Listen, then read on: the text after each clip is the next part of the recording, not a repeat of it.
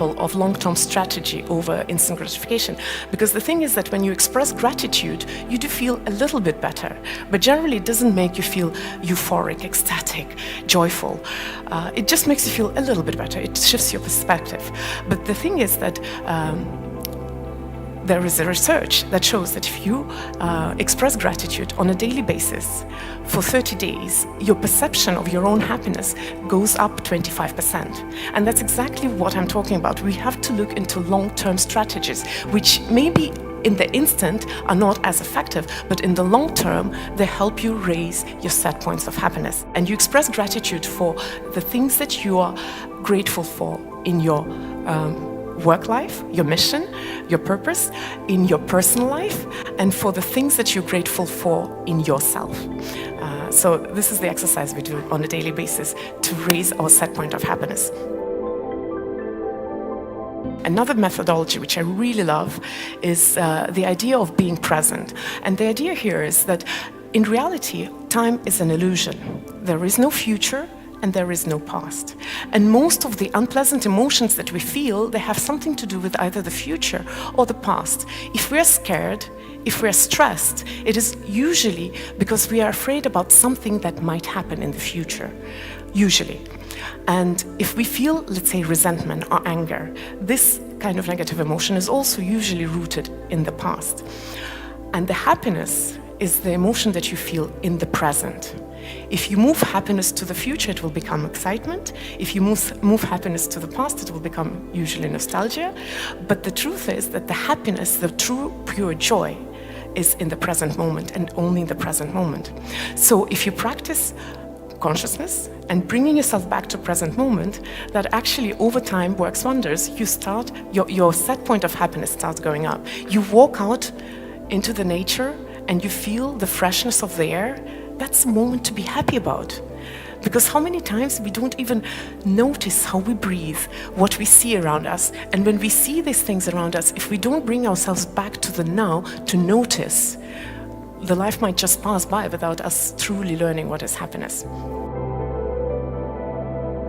You know, in personal growth, we have the idea that transformation starts with taking on personal responsibility onto yourself. And there is this beautiful thing that says that we don't need anyone for happiness. Happiness is within you.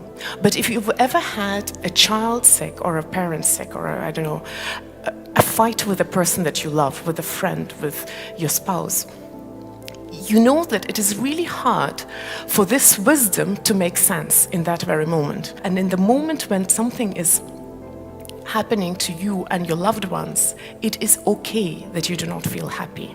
It is okay. Because you are a social being.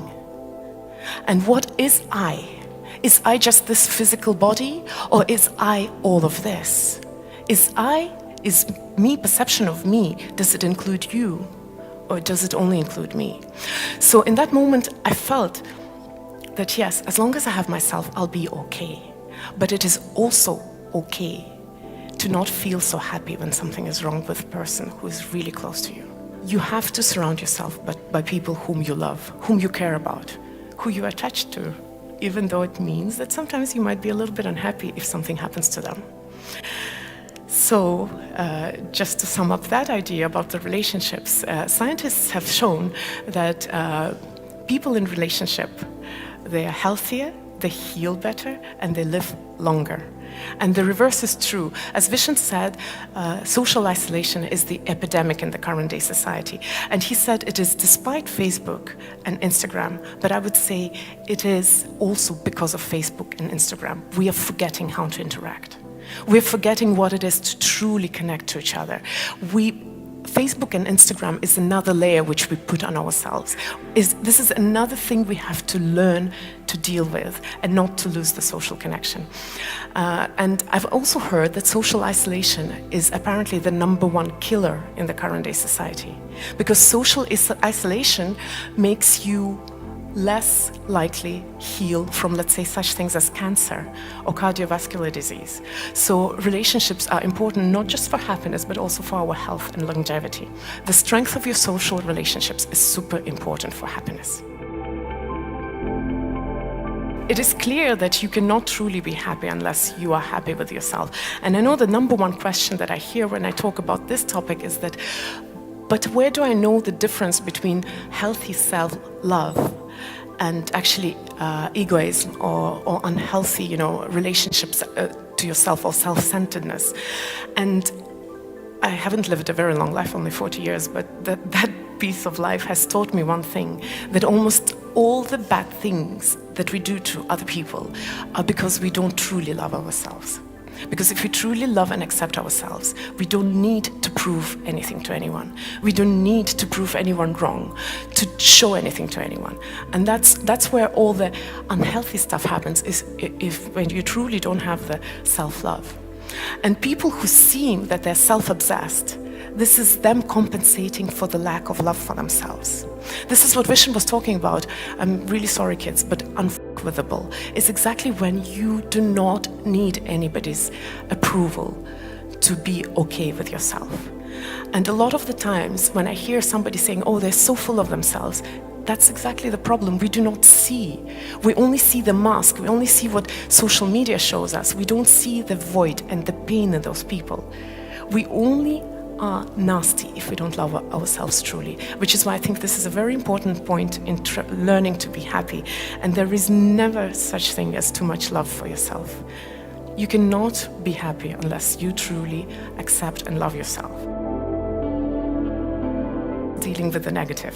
When we talk about happiness, often we talk about shifting the perception, looking at things differently, seeing the light versus the dark. But the truth is that there are both. There's light, there's dark. We were just talking about seasons in Estonia. I come from Malaysia, we don't have seasons there. And I remember when I lived in Estonia, I loved spring. And spring is not as warm as summer, but just the sight of sun makes you feel happy. Just a little bit of warmth when you can take off those gloves and feel the air on your hands, that makes you happy. And you can only truly appreciate spring if you have survived the winter. So what I'm talking about is there is going to be negative in our life.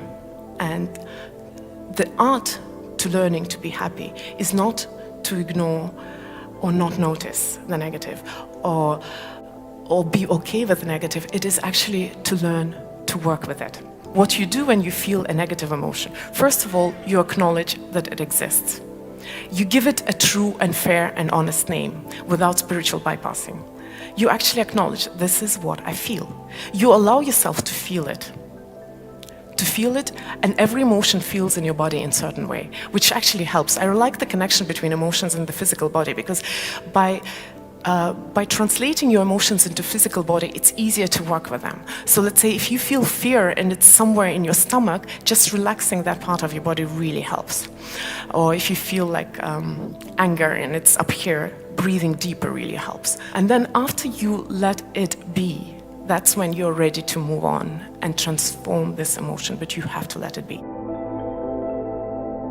One thing that life will throw on you are negative emotions in the form of being upset with someone. And I think that the point is that we are sometimes thinking that forgiveness is about, if I forgive, the evil is not going to be punished. So we don't want to forgive because we want some kind of learning out of that, or the evil to be punished. But the truth is that forgiveness is not a practice for anyone else but for you.